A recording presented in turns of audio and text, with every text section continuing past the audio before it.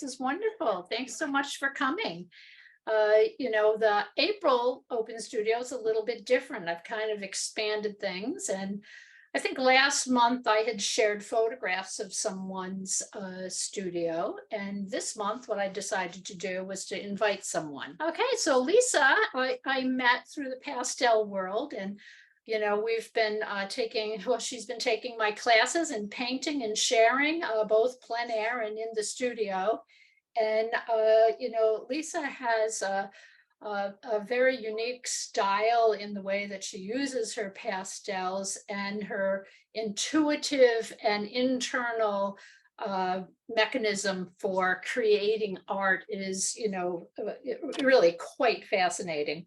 So besides that, she lives in a very, well, I often say, oh my gosh, I would love to go visit. So she lives in a beautiful area too. So I was very happy when Lisa agreed to be the April guest for Open Studios. And what she'll be doing is sharing a bit about herself.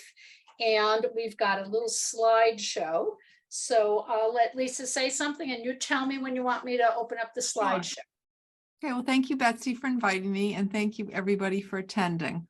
I'm going to be talking about what is a studio, and one might define it as, a physical space that you sit down to produce art, but I want to talk a little bit about what might be beyond that. So I'm going to begin with something called imaginal cells. That's spelled IMAGINAL. And we all know the story of the butterfly transforming from the caterpillar, going into the chrysalis, and then emerging as the butterfly. And how it does that, I think, is a metaphor for artists. So in the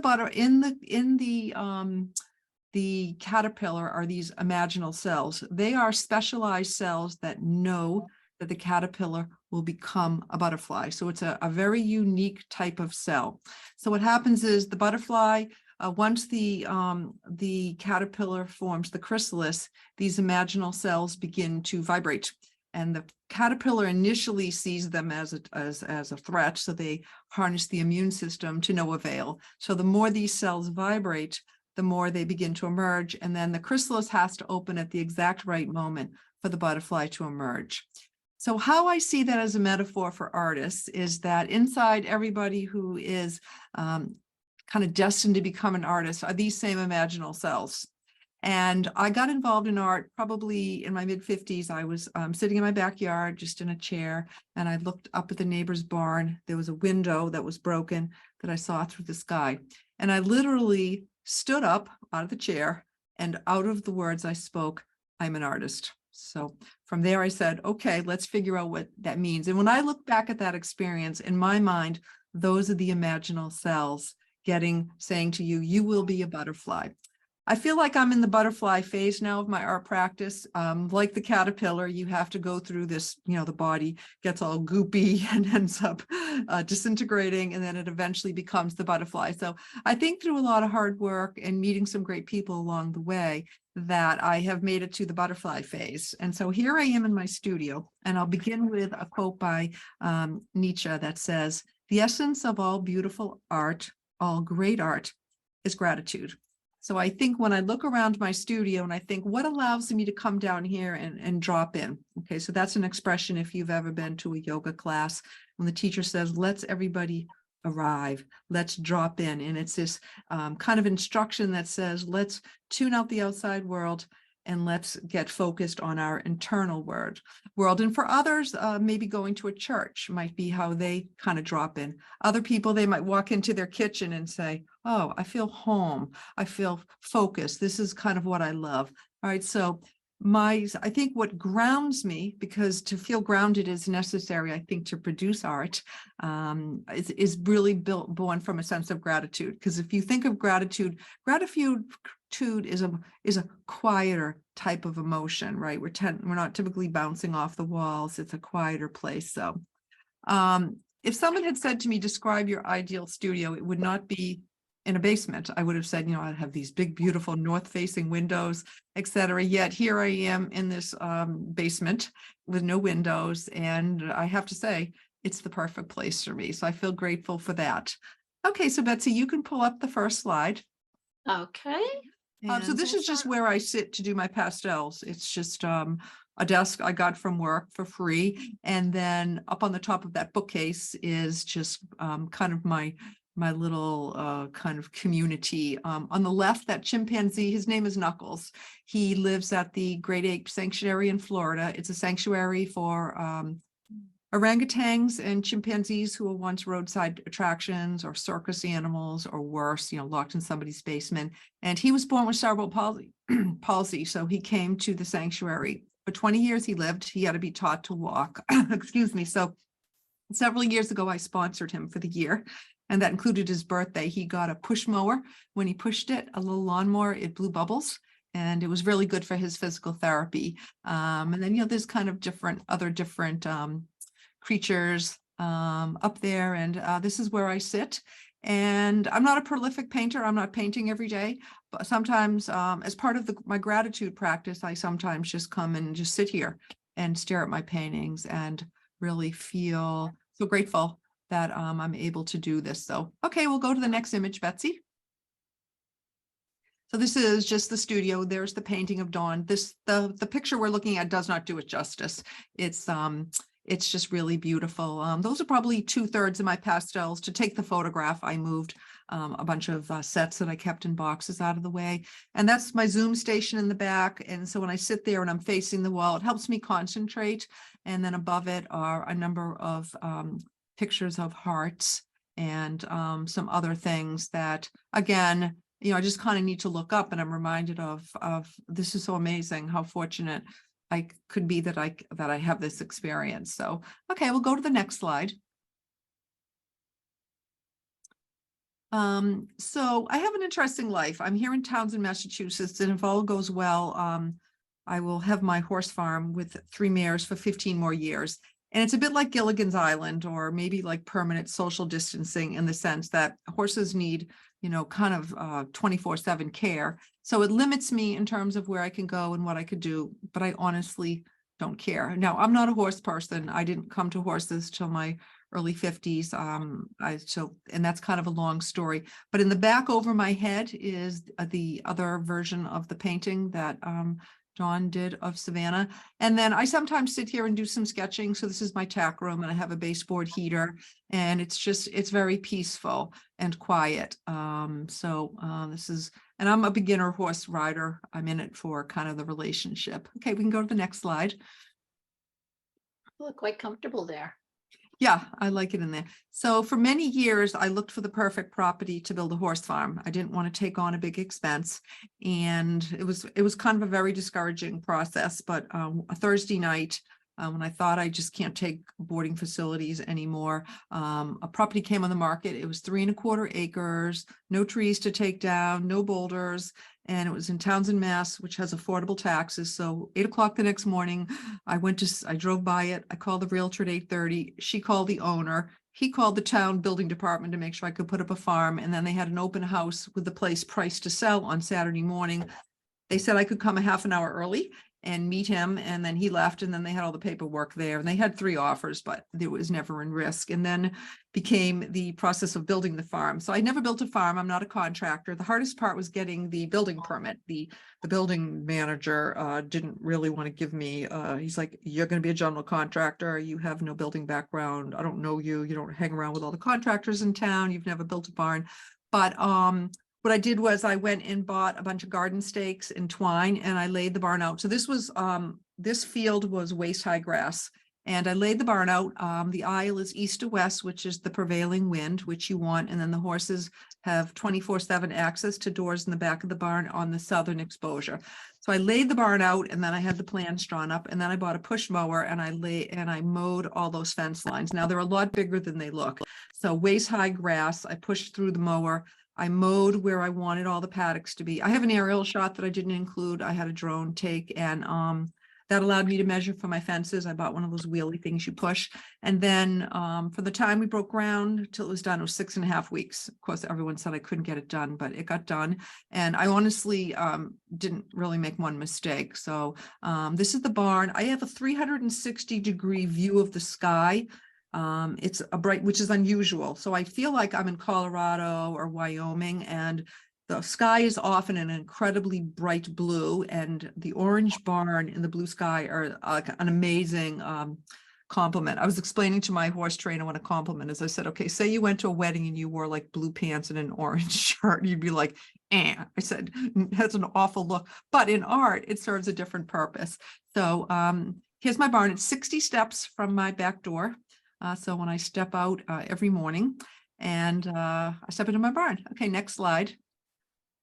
I love the view, Lisa. It's so nice looking It is. down on it. Yeah, the 360 is gorgeous. So the reason I like my, these are my 3 horses, Savannah, Cricket with a K, and Demi, who passed away. So Lena's now here. It's an open design, but the reason I like my studio in a bunker is that Savannah, if she's not happy with the service, she kicks the door and she can hear me in the house. So, you know, I'll be trying to like eat lunch, and in her opinion, you know, they were supposed to be getting some hay. So when I'm in my basement, I can't hear a thing, which is important. I think if I was upstairs, you know, they would hear me, I would hear them. So this is what I am greeted with every morning when I open the door. And again, they have 24/7 access to the outside. So well, that's nice. Okay, we'll go to the next slide. And then here's my different horses. So this is Savannah. So you can see how far she is from the barn. And again, I mowed all these fence lines so I could measure. Cricket with a K. Lena is new. That's her first day there. She came from a rescue. Demi came from a rescue. And then I have 3 indoor cats. My barn is a sanctuary. I modeled it after the Great Ape Sanctuary, which doesn't allow people in only a few times a year. So I've had a very not limited number of people come over, and it's made such a difference for the horses. So there are 3 mares, which are shunned in the horse world. Nobody wants mares because you don't fix mares, you geld stallions. So mares are exceptionally intelligent and they have an opinion on everything. So you'll rarely see them in the Olympics because they're not harder to train. They're only harder to train if you don't want to have a relationship. You know, if you just want to say to the horse, do this, that's why people get geldings. Cricket with a K was a severe abuse and neglect case, really left for dead. The shelter really, the rescue really shaped her up, and she had a lot of fears. They didn't want me to take her, but I knew I could work with her, and they didn't tell me what had happened to her, which I think is a real advantage. And then Lena spent a long time at the rescue. She was recommended for behavioral euthanasia, and she just wasn't understood. And you should see her. She's like the happiest, easygoing horse you've ever seen. Demi in the middle. I only had her 2 1/3 years. She got aggressive lymphoma, but she spent almost 2 years at New Hampshire SPCA because nobody wants an older mare that doesn't have any skills. And here she was my trainer, and Demi wanted nothing more than to be the great. And so none of them, they're not riding horses, just Savannah, but Demi loves, she just, look at how beautiful she is. And here she was just put up, no one cared about her. So she had a great life until it was time for her to go. And then I have the 3 cats in the house. Okay, next slide. It's so nice that you offered these animals a home. Yeah. So I Yeah. want to talk about inspiration. So I've talked about the physical environment of my studio, and my barn in a lot of senses is an extension of my studio. So now I want to talk about inspiration. So the last 2 Memorial Day weeks, I went to Bitterroot, Wyoming. Again, I'm not like a great rider. And I rode one-on-one with the wrangler because I don't want to trot. I never trot because I don't want to get hurt. I just can't get hurt. You know, I'm a sole provider. I have the horses, but it was incredibly beautiful there. And it just really resonated with my soul. So I went 2 years in a row, and this was one of the horses I rode the first year. And again, I'm just kind of clip-clopping along, stopping a lot. The other riders are, you know, galloping, cantering across the plains and, you know, doing all the crazy stuff. I'm like, fine. Next slide. And one of the things this slide really speaks to, well, what does it mean to be an artist? So I was taking an art class at the time. The teacher really overnagged me to bring all my art supplies in this vacation. And I pushed back on her and I said, what does it mean to be an artist? I said, I'm going to go to Bitterroot and I'm not bringing anything with me because, first of all, it's a long trip and I already have to lug my helmet and riding boots. and I'm just going to take in the beauty. And just, isn't that also what it means to be art? So I went on a walk by myself to find the foal paddocks, and there were 3 little foals ranging in age from 1 to 3 weeks. And the mothers trusted me enough that they let me get close. I waited for her to give me permission, and then she kind of ate some grass and let this little one just kind of investigate me. So, all right, so we'll go to the next slide. And then every day at 4 o'clock, they let over 100 horses out of the paddock that they go down and held there to ride. And then they race up the hill and they go up to a big area for the night. So I went up at 3 o'clock and they didn't show up till 5:30. So I sat up there with my video camera in the blazing sun, and then they let them out. And I took a video, which is extraordinary. You see them flying out. You see the one in the lead. You see these really interesting behaviors, like this one's like waiting for his friend. So he's standing on a rock calling for the friend. And then the friend finally shows up, and like up the mountain they go. And it was really extraordinary. So this is just a freeze frame from one of the videos that I took. So again, to me, this is what it means to be an artist. So, okay, we'll go to the next slide. When I came home, I actually did a series of, these are 4 pastel paintings, and I did a series of the fall, which is not when I had been, but I saw some pictures on Facebook pages, and I asked the people if I could paint them because I loved the aspen trees. So these are some of the seeds from Bitterroot. And it's funny because, you know, in painting, you're supposed to do a series. And I was like, I'm not painting the lemon 4 times. I don't even want to paint it once, never mind 4 times, right? So I painted all these and then I put them together. I'm like, oh my God, I just did a series and I didn't even know it. So I guess series have different definitions. So, and thank you, Betsy was helpful with each of these paintings. There was, you know, there's always that one little thing that somebody points out that makes a difference. So, okay, we'll go to the next slide. And then this is a quote I love. For many years at great cost, I traveled through many countries, saw the high mountains, the oceans. The only things I did not see were the sparkling dewdrops in the grass just outside my door. I think I've lived this quote always, and it's what has really informed my art practice, which is to say that there's beauty right here. Just step outside your door or look out the window. And these are different statues. I lived in Harvard for 20 years and the town of, and then I moved to Townsend so I could afford my farm. And these are some of my different statues. And the one in the almost the bottom right with the light behind her, for like 10 years, every morning in the winter, I did a photograph called Shapes Upon Awakening. And it's about the space you're in before you've fully woken up. So you're awake, but you're not really awake. And it's that space in between. And it's like a liminal space. So I used to photograph this, literally the same statue every morning. And it was a very powerful experience. So, okay, next slide. I want to talk about community next. That's my third point. So we have the physical structure of the studio. We have inspiration. Now I want to talk about community.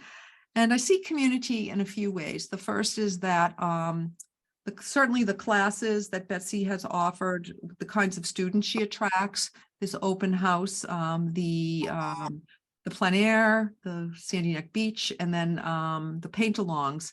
So this winter, the theme was still lifes. I looked at that and I said, oh, my least favorite thing to paint. Maybe I'll just do something different. So I said, no, I'm gonna do what the class does. And I decided to do this, but I had never done a still life and I'd never done flowers. And thankfully, Betsy was offering a paint along with roses. So I'm like, perfect, I'll sign up for that. And then I'll know how to tackle this. So for me, as important as everything else as I've talked about right now, I would almost put community at the top of the list. And in fact, I'm just going to talk about this chrysalis thing again. And it says, it talks about when individuals find others of like mind, they are strengthened and reinforced. They feel less alone, more empowered and inspired. They literally vibrate at a higher frequency. This is how those imaginal cells came together. So remember, they were individual cells in the caterpillar and they all started vibrating. They were attacked by the immune system. They hung in there and then they differentiated. You know, some cells became the feet, you know, the wings, etc. And so imaginal cells, we think of that as our relationship with each other, and we can call them cohorts, people who are simultaneously called by something in their own hearts to share with others, to serve, to save what they love. It can be, you know, an artist, a yoga So when I think of this painting that I did here, this really was informed by a sense of community. If I didn't have the community, I never could have produced this. So I look at this as part of what it means to be this butterfly with these imaginal cells that are, kind of vibrating with everybody else, and Betsy attracts good people. And again, this was necessary to be in a community to do this work. So that reinforces to me the value of community. Then the final slide, which is also the third community, this was a picture I took at Bitterroot. So this is where those horses run up to every night. It was a former airstrip, and there's 120 of them. So I also went up at 5:30 in the morning to watch them come down, which was fascinating too. And I paired this particular picture I took with a quote by John O'Donohue, which I won't read it because I know that everyone can read. And this to me is also part of this third important ingredient, which is encouragement, which is community. It's part of what we need as artists, is to have other people around us. And, friends are great. You send them a picture, you get the emoji speak, right? You get the thumbs up, the heart, looks great.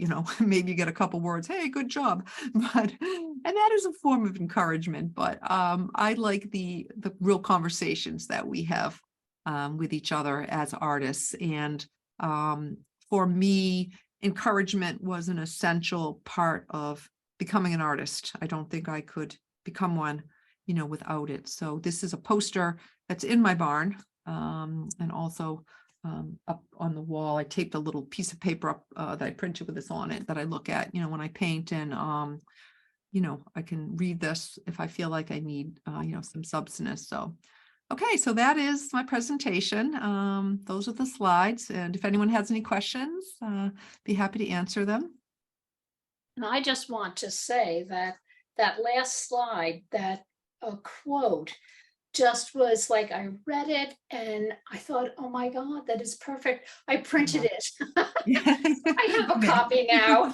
It is perfect because, we artists can do so much in isolation that it is just, such an important factor to have people that, as you say, like-minded, that you can have conversations, bounce ideas off of, share successes and failures, and everybody understands. What's that like? No matter oil, watercolor, pastel, everybody understands that. That was wonderful, Lisa. Thank you for sharing so much of your. Thank you for inviting me. Thank you. Oh, absolutely, absolutely. It was great, Lisa. So so really, does anyone have any questions? Whether it's about anything for Lisa. You can just unmute yourself. I've got a question. Because I didn't know if I was going to be able to attend live today. I emailed you yesterday, Betsy, just ask for this. Anyway, I'm curious about how, other than using glassine, how you store your pastels. And then also, if you're having an open house or something, if you don't want to frame them, is there, how do you mount them? How do you preserve them? Sure. And how do you store them when you're in there? I'll answer the first question, then I'll let Betsy answer the second question. So I have these boxes all along the edge, and they're Heilmann's, which are the most expensive boxes in the industry. You can get less expensive lookalikes from like Dakota. They're not that much less expensive. So I went with kind of the uniformity look. So I store, everything in these boxes. Now I also have probably 8 boxes that I keep some sets in that don't make sense to break up. Now, and I store by color. Some people store by value only, with like multiple colors within value. I couldn't keep that straight. So I have color, and then sometimes I organize them by value within the color, but it gets disrupted really fast. Let me just interrupt for a second. I think that is really good, and I see them there, but I'm actually talking about finished paintings. Oh, okay, sure. So I just, I do have some stuff framed, but I have these archival boxes I bought online from Dick Blick, and I put them in there, and then I put a piece of glassine paper over it, because that's a fairly archival substance. That has worked for now. I don't enter competitions And I think next year I'm going to have a show with my own work called Stories of You. And, but other than that, Betsy can more speak to kind of what to do with stuff when you're finished. And I also had a heads up because Cam had emailed me those questions. So I figured if, and to just, expand upon it, when I take you off of Spotlight, I've got some examples to show. Okay, Cam? I Good love luck. it. Thank you so much. Okay. Does anyone else have a question or a comment? I just wanted to say thank you so much, Lisa. You're amazing. The whole butterfly and it makes a lot of sense. And I like to see your space. So now you get an idea, but your horses are amazing. And Thank you. I Yeah. think what you're doing is amazing. Well, as I said, I'm kind of marooned here for 15 years. Yeah. It's Yeah. Gilligan's Island, but Yeah. that's okay. But your relationships, I can see through your words how meaningful those relationships are with those animals. Yeah. There's nothing more pure that, that I can see. Yeah. Thank you. So, Yeah. Congratulations. I just wanted to say thank you. The presentation was wonderful. It also is a way, as you said, community of getting to know you more, Yeah. One quick little question. I mean, you have horses that you can paint from now until forever. Do you ever paint your cats? What's that?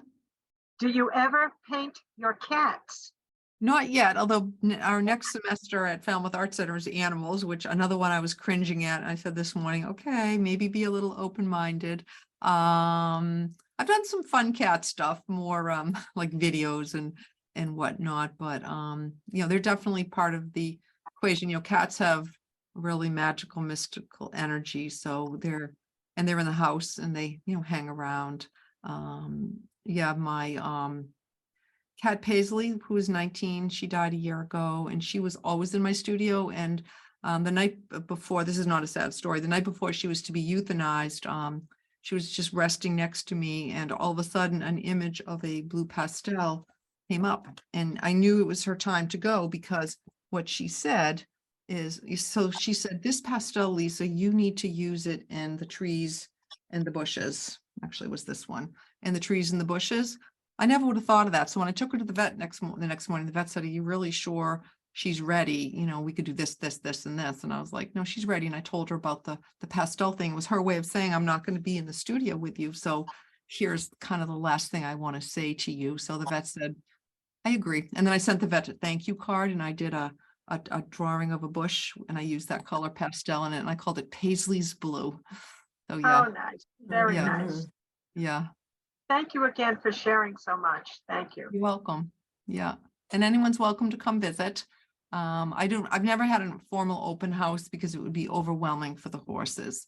It's really one or two people, 2-3 people at the most. They love people, but they're not used to like a horde coming through the door. But then it's your realization of what's best for the horse, not necessarily thinking of what, Exactly. people or you want, but what they need. Exactly. Yeah. And especially, like when Lena came this summer and she was new, and she'd had the behavioral euthanasia recommendation. I wasn't concerned, but I know, she needs time. And she told I have a really good animal communicator, and Lena told the animal communicator a month after she arrived, she said, I can change, and I can see that I want to change. She said, I have a lot of defensive behaviors, people coming at her, trying to not being nice to her. And she said, I know I can drop those. And I see those every week, like she definitely was like, kind of like this, like you feel like she was going to run you down at first, but you just kind of ignore it. And she's like, oh, I guess I don't have to run anyone down here. No, but what happens is people come and they say things like, oh, I like her the best. She's the friendliest, right? Horses hear all of this. My animal communicator is, I don't want to get on too much of a tangent, but she's able to tell me things that these horses know that I wasn't even in the barn, right? They actually know everything people say, and people say terrible things in front of them, like that horse is lazy, it doesn't want to train, it's it's not friendly, etc. So that's why I'm part of the reason I'm so cautious about who comes here is they have when they're with me, they've only had a good life, and that's kind of unusual. So yeah. That positive attitude. Yeah, and Well, Betsy's positive, and so we just want to say thank you, Betsy. Also, Falmouth Art Center, for folks that have belonged to Falmouth Art Center, I consider that to be a really positive expression of community. Yeah. It is definitely. Well, thank you again, Lisa. I'm Thank gonna you. take you off Okay. of Spotlight, and I will put Spotlight on me. There we go. Okay, here we are back again. That was really fun. It's just, I think of all the artists that I, come in contact with, people that are beginning artists to, people that, are professional. And there's always stories behind the scenes, and sometimes it winds up making sense, how they paint, what they paint, their whole image of what an artist is. And I loved the fact that Lisa had that moment when she said, I am an artist. And it is very true. I had a conversation with someone recently about how they feel like they're an artist, but they don't know if other people think that they are an artist. So my response was, call yourself an artist. If you identify yourself as an artist, people will believe you. So that's what we need. We need to believe in ourselves a lot of times too. So what I have is, I had those 2 questions that Cam had sent. So I've got a couple of things. And let's see, the first question was, besides using glassine, how do you store pastel paintings? Well, I must admit, the glassine is the most efficient and safest way to store glassine, pastel paintings that I know of. So if I'm not if I have a painting that I want to make sure that it remains intact, it doesn't get smeared, I'll always put glassine over the top of it. And what I do tend to do is, this one here, you can see the glassine. I've just taped it in the 4 corners. So, it just lifts up easy, covers the whole thing. And I do use the board. This one I know I'm going to frame. Okay. So that one has, it's nice and sturdy. It's going to be protected. Nothing's going to happen to it. I do not frame everything I paint. I do not think everything I paint is frameable. It's just, so I do have over here, I have, those, and someone's got their, if someone could just turn themselves on mute because I'm hearing noises. Just don't want that to interrupt other people. So I have, I can't show it to you, but it's a rack that you would put plates in.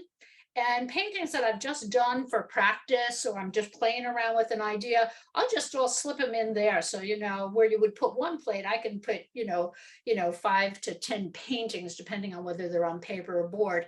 And the idea is just to, okay, if anything happens to them, it's no big deal, but it's just little fresh reminders. So one way it's very secure, nothing is going to happen to it. The other way is, okay, these were just meant for practice, or I was just trying something new, or it wasn't a successful painting. I'm not going to throw the paper out. And at some point I may actually wash it off. At some point I may take those paintings and actually fix what it is that's not working. What I do with paintings that I know I'm not going to immediately frame, and when I say immediately for me is not like the next day or the next week. It could take me like a month or so to get around, or even longer to frame. What I will do is they're on a backing board, and I use foam core. I tend to use black, but white is fine. And the painting is actually attached to it. And then I place it in one of those protective sleeves that seals in the back. And I know that nothing's going to happen to this either. And it's, I use them for, like, if I go, you asked Cam about like an open studio or the gallery I'm in, I've got some of these so that people can frame them themselves. They are slightly tricky though. So I'm going to give you a couple of hints.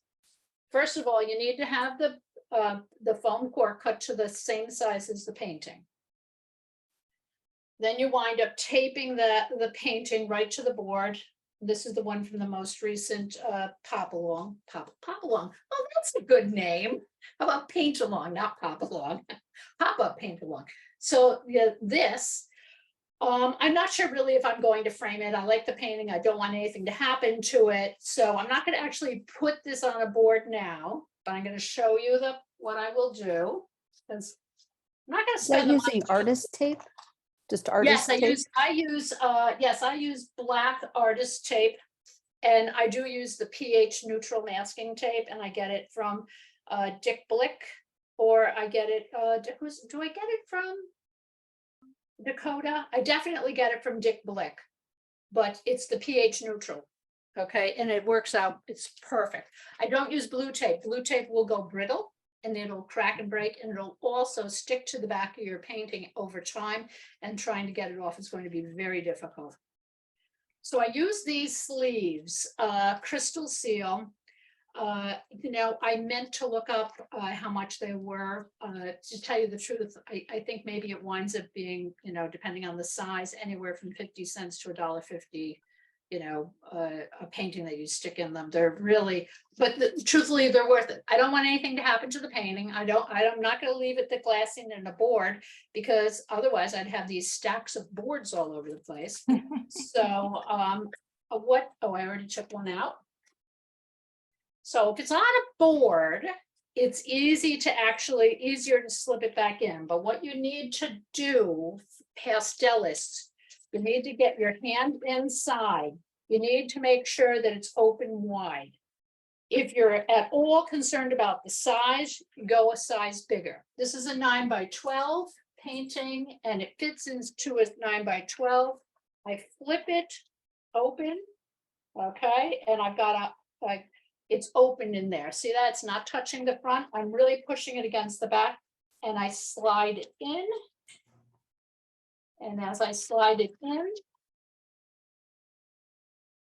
it doesn't smear because I've kept the paper sliding down the back end as opposed to sliding down the front.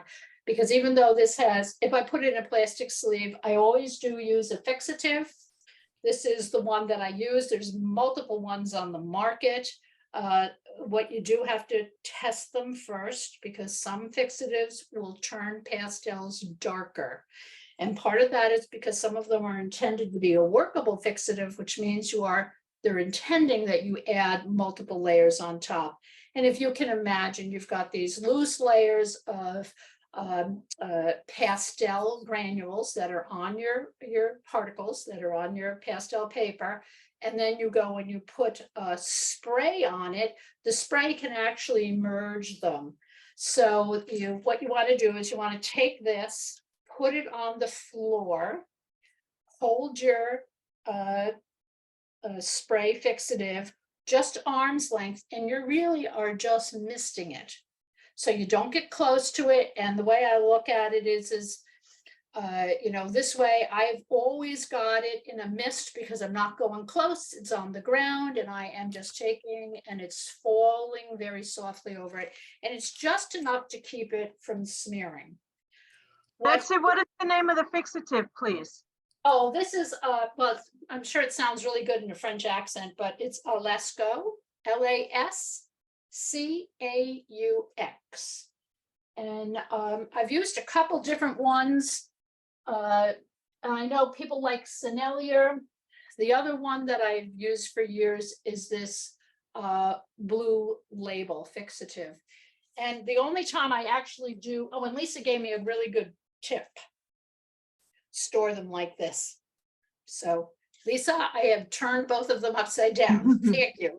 Betsy, would you recommend for the ones first time practicing on a painting you don't care about, because you want to make sure again, you don't douse it, and also spray it outside because it's absolutely sprayed outside, even if the can doesn't say so. The majority of these cans will make you wonder if you should actually use the stuff, because they talk about, you know, pretty significant you know, health issues, you know, brain and neurological. nervous system issues.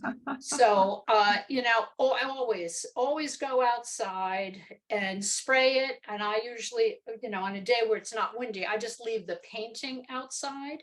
And then I come in, because I usually do spray them when they're still attached to the board, so I don't have to worry about them flying away. But they're noxious. They're really pretty heavy duty stuff. So just test them. And I know some people really like Krylon, other people like Sennelier. And I think part of it probably does revolve around the way how many layers of pastel, what kind of pastel you're using, what surface you're using. And again, if you're just misting it, you're going to have less of an issue, but always do a test run first. But I know those two, that Blue Label fixative and the Lasco does not, or it has not turned any of mine darker. There was someone the other day that was talking about, and I forgot what brand they'd used, but it had definitely made it darker. And you can fix that. You just have to go back in and put more pastel on, but then you've covered up the fixative. So, so majority of the time you don't need fixative anyway. So, you know, if you're using the sanded boards, the beauty. I know you have a lot to do, Betsy. I don't know if, and maybe at some point you could just do a really small video segment of showing, you know, how, you know, I know it's like the big mistake people make with hairspray, right? They're like, the next thing you know, they look like helmet, right? You know, Yeah, but then when that's a the good hairdresser idea. just goes, I always go overboard. But maybe you Yes. could, so I could see, you know, kind of how No, much. no, that's an excellent idea. And I always like ideas for little videos anyway. And like I said, if you always think of it in terms of it's on the ground and you're only holding it at arm's length, you really can't get that close to your pastel, because, you know, it's as long as your arm is to and you know, everybody here, your arms are ending above your knees. So you will be all right.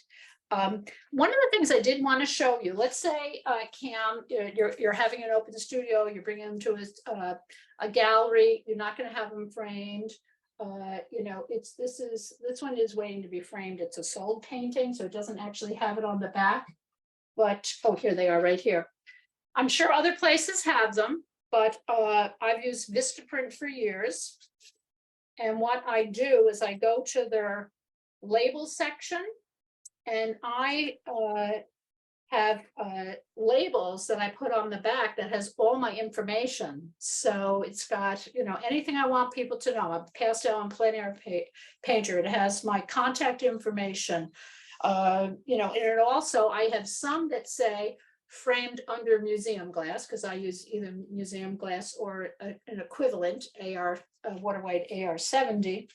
Or I have some that are blank and don't say framed under museum glass, so that if I'm doing something like this, I don't have to do that. And I make sure and leave a space where I can put the title right here. So I just handwrite the title right in here. And it really gives it a very nice professional look to have these labels. And like I said, it's for things that are either that I've sold or things that are going into a show, so that it's all right there. If the label that you put on the back of the painting falls off, no question, you got everything on the back. That's Vistaprint. Now, Is there, because, Betsy, can I ask a question? Because the sleeve is not glassine, is there a time limit in terms of damaging it, or whatever the quality Yeah. of the glassine does as opposed to the non-glassine sleeve? Yeah, that's a good question. The plastic sleeves, I think of them as more or less being, you know, short term. But you know, right now I have some that have been in, you know, been in sleeves for a couple of years. They do not get brittle that I know of. The ones that I use are good quality. I'm looking for the package and just seeing if anything is actually said on it. And as for the pastel, you know, you do have to with the plastic, because what happens, the particles, the more you play around with, there's that electricity that appears, you know, with the plastic. So it can pull the particles off, which is why if it's leaving my house, I always put a backing on it, because if I put a backing on it, it is a firmer seal. There's no wiggle room. It's firm in there. when it is just a piece of paper, just the piece of paper, you know, there is a little bit of a, let me see if it's obvious here. This one I've folded so it fits. It's a larger one. You know, it could actually move in there, which is why it's tight. But if this leaves the house, it would go, it would have a backing on it. So I would say that's one of the key things, is make sure that you back it. So there's two ways that I collect those. And so I'm either going to have them with a backing, or I'm going to have them that they just go right in, and they're going to be stacked flat, not standing up. And what I have is, you all recognize these from offices, and I have stacks of them. And in one, I just took this one out, you know, the one has my plein air, one will have my interiors, one will have nighttime scenes. So I just can just stick them in, so that for each of the different themes or series, whichever way you want to think about it, they all go together. So I know if I pull out this tray, it's all going to be my plein air. The other thing that I do is I have these that they use for magazines, and I will store them here. And these, they do stand up. Now, is there an advantage to standing up or lying down? I'm not sure. The thing that I'm always concerned about when I'm putting them in something like this is there's more of a chance for them to move back and forth. So what I tend to do is I do lie it flat again, so that there's no, I mean, I'm not really sure why they would move, but I guess just in case they moved. And they're all nice and secure, and they're flat, and they're one on top of another. So those are the two ways. That really small ones, you know, like the little 5x7, 6x8s, not really quite 8x10, but I suppose you could do it. So I just use the plastic sleeves, and I put them in a binder, and the real little ones just go in a binder, and that works out really well.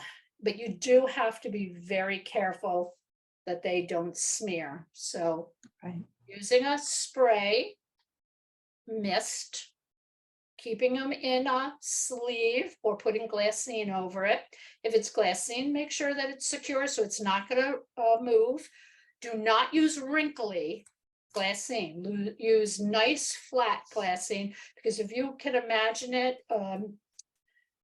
if it's wrinkly because you've used it for something else, or you've had to flatten it out, or you folded it or whatever, those ridges, when you lie it on top of your pastel is what word would we use? I mean, it's stable, but it's, if something lies on it like that, it will be unstable, which will mean that some of the pastel will be, the ridges will stick to the, not stick, will touch the pastel. Does that make sense? Did I explain that well enough? Yes, yes, the wrinkles will cause a, it will rub against the pastel and cause a mark. Exactly. So when you take it out and you wonder why there's like this crease down the middle, it's very possible that the crease that was on the glassine has that pastel on it. So you want to avoid that. So you know, you just really want to make sure that they're secure, and they're you just don't have anything that's going to rub on them. Betsy, how do you mount the paper to the backing board? You know, I use almost the same. Let's see. I don't know if I have one here. Do you use a mounting spray? No, I don't use it. If you're going to use a mounting spray, do it before you paint. Okay. Or buy mounted paper. So this one here, here's the pastel paper. This was just, this one's getting ready to get framed. Okay. There's the board. I have the same size board as my painting, which this is not it. So I'm just going to show you part of it. I have my hinge of tape. So I'm going to tape it here.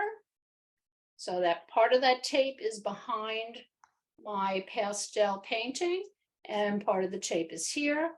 And then I'm going to hinge it here. Usually I would have, for something this long, I would probably have 2 more pieces of tape that are hinged. So you've got the, and I'll show you hinging in a minute. Most people have taken my classes have seen it, but some of you may not have. So I'll show you in a minute. So part of the tape sticking to the back, and then part of it wraps around, and that's nice and secure on there. And then this is not the right size board, but then I would come around and I would hinge on this side, I would hinge on the bottom, and I would hinge on the side so that it is totally stable and it's not going to move. And I do not have one in the room. That's it. So this is what I mean by hinging. Okay, you are actually just making a hinge out of tape. So let me rip off a piece of tape here. And some people actually tape all the way around when they paint, and I don't. I have the same hinges, you know, go around my painting. And because the paper, you want that paper to have that ability to, sometimes when you tape around paper, if it gets humid, which hopefully when it's framed, nothing like that happens, but you know, that's where you get that warp of paper. Okay, have a piece of tape. Okay, you rip it in half. Okay, now sticky side is down. Both of them are sticky side is down. I'm going to take this one, I'm going to flip it so sticky side is up. Okay, and I'm just going to overlap them slightly. So now what I have is sticky side is here and sticky side is on the back. So when I go to hinge, I can just take the sticky side for the painting, and I'm pressing it. So it's now stuck to my painting, and the opposite sticky side now sticks to here. So I've made that hinge works out really nicely. You need enough. So again, with pastel, it's making sure everything is stable. So it's not going to move, because nothing's going to happen to pastels unless someone smears it or it shifts under the glass. Okay, so that's why you want to make sure that it's attached and it's stable, and you've used good quality tape, not blue tape and not Scotch tape, masking tape that's not you know, like archival, pH. A lot of those do tend to crack and get brittle, so you want to look for a good artist tape, and there's that light I was telling you guys about. Preferably those archival or pH acid-free ones, I should say. Betsy, Connie asked if we could each talk about studio lighting. If you want to talk, because you know, that's fine. She want to talk about the lighting in your studio. Yeah, why don't you talk about your lighting, Lisa? Sure. So I have just 2 lights, and one of them I knocked over. I'm on my 3rd version. I knocked over it 3 times. So this one here, I knocked over 3 times. Excuse my outfit. So I now hide it in the corner. And then this one I like a lot. It's more like task lighting. And I bought them from Blick. And you know, they are artist light, and they have a certain amount of wattage. I mean, I think it's one of those things, like I went crazy kind of researching lighting for like 10 hours, and then I finally went, just like pick something. They're ultimately all the same. I think you have to be careful you don't knock them over. If I have to photograph something, I take it out to my outside to the north side of my house when it's not raining. I learned that lesson once, and because you do get better colors. And just one more thing about photographing, even though that's not your question, don't zoom the camera because it pixelates. Okay, lower the camera. There's only on the iPhone, there's only 2 settings that use the digital, that use the correct zoom, so you don't pixelate. The others pixelate, so you think you're doing yourself a favor by zooming in the picture, and you're really not. Lower the camera to get to the picture. So anyways, that's those are my 2 lights. Perfect, thank you. And here I'll remove the spotlight. Thanks. So it's nicer seeing someone when they're talking rather than having a you know, that voice that's coming from beyond. I have you know, well, I have 2 art lights, the same kind that you would get in a craft store for, especially like embroidery, quilters, you know, people that are working close, you know, anyone who's, you know, I would assume that, you know, especially these standing lights that I have, which are very hard to show you, and the place is a mess, but my place is like the opposite of Lisa's. So anyway, I have one here. Okay. Okay, and this one here I'm using at the moment so that I have light on me. And that is one of those art lights. So it gives you that lovely natural light. It's not going to be blue or cool. And I have another little one over here that I don't really use all that much. On my ceiling, I have two, and I was just looking for the box because I really cannot remember the name of the company, but I love them and I can change them for their temperature. So I can get it just to the right temperature that I want that falls between warm and cool. And I'll tell you, that made a huge difference in my studio, even though I have lights on the north side here. You know, and then I've more lights over here, windows, I should say, sorry, windows. But the lighting makes a huge difference. So the ceiling light operated by a wall switch, but you can, with a remote, adjust the Yes, temperature? you have a remote, maybe Cool. oh yeah, and very smart, the remote has its company's name on it. It's called Method Lights. Okay. And they're just, they look like the same canister lights that you would, you know, really get anywhere. It's just they're a little bit larger and they've got a ring and there's 6 light bulbs in there and that gives you your warm to cool. So you just adjust it. Ah, okay. So that you Okay. can get it to the, you know, of course, that's going to depend on your room too. And I mean, they do give you, I mean, if you call for support, they will definitely help you with, you know, how many lights should you have? What, I mean, I only had 2, you know, cans up in the ceiling, so I knew that was all I was going to get. But, and they also have another one that looks really cool that you can clip onto your easel. So let's say you have a spot where you really you're not going to go messing around with the ceiling lights. You know, they do have one that clips on. But I really like it a lot. Method Lights. Thank you both very much for that. That's helpful. Okay, well, you know, this is going to wait for another day. I wasn't sure how long everything was going to take. So I have, you know, for the one class we're working on still life, and well, you have a choice. It's kind of like one of these classes where each time there's a new session, we add one thing. So we had still life, interiors, and we're pairing in perspective. So I will hang on to this and show you another time, you know, because it's the NOTAM method, only I was using gouache paints with it. So I'll do something next time with that. But any further questions for myself or Lisa?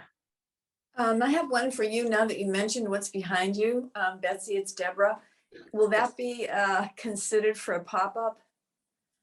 Oh, well, you know what? I did have someone that sent and wanted to know if I would do some sort of street scene. So yes, and truthfully for the pop-ups, I love it when people send me ideas because, I mean, I have lots of ideas, but I really like doing things that people are interested in. So, you know, it's like the little interior scene with the chair, you know, that was really fun.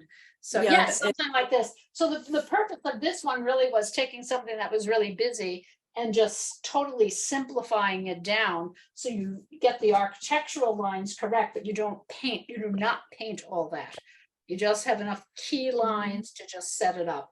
You were only going to see the beginning phase because I knew, you know, so I do these little sketches. These are both the same thing as this, just sketched. And I was going to play around with the colors because I'm going to do it large because we all know Betsy says she's painting large, so I'm painting large. So I'm going to practice some color on there, and I use Bristol board.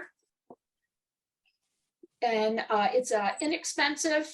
Watercolor works well on it. Gouache, acrylic, inks, everything works well on it. If you put too much on it, it does get a little bit warpy because it's not intended to be used as like a watercolor paper.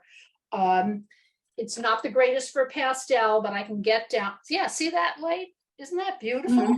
Yeah. It would be totally annoying me if it was on my easel and I was painting though. It's too smooth for pastel. So that, you know, I would only use it just for like color studies and just one coat. That's it, just to try it. So I'll show you guys that another time. But Sounds Any- great. Looking forward. okay, well, thank you, everybody. Just a couple of little notes. You'll be getting a newsletter later, probably tonight. I do have 2 trips out to Sandy Neck Beach. One is taking place next Friday, and the other one is 2 weeks later on a Thursday. So that's the 14th and the 27th. I have some people in the classes already, but I do have some open spots. I always open them up to people that are in my classes at Falmouth Arts Center and the Cultural Center first. So I will send that out, and if you're interested, get in touch. And there is another pop-up, and that is at the end of April. And maybe we'll do a street scene, Deborah. Uh-huh. There you go. So that? look out for that. And if you are interested in Sandy Neck, and I know it's short notice, but partly it's April to spring. I wasn't really sure what the weather was going to be like. I don't do it in the summer, but we'd be doing it again in the fall. So, you know, we will have other opportunities to go if you can't go in the month of April. Well, thank you, everyone. It was great, great that you came along, and many, many thanks to Lisa. It was just fabulous hearing about your life as an artist in your home with your animals, and really appreciate it. That was great. Thank you. Okay. Thank you both so much. Bye, everybody. Bye. Thank you Bye. all. Bye.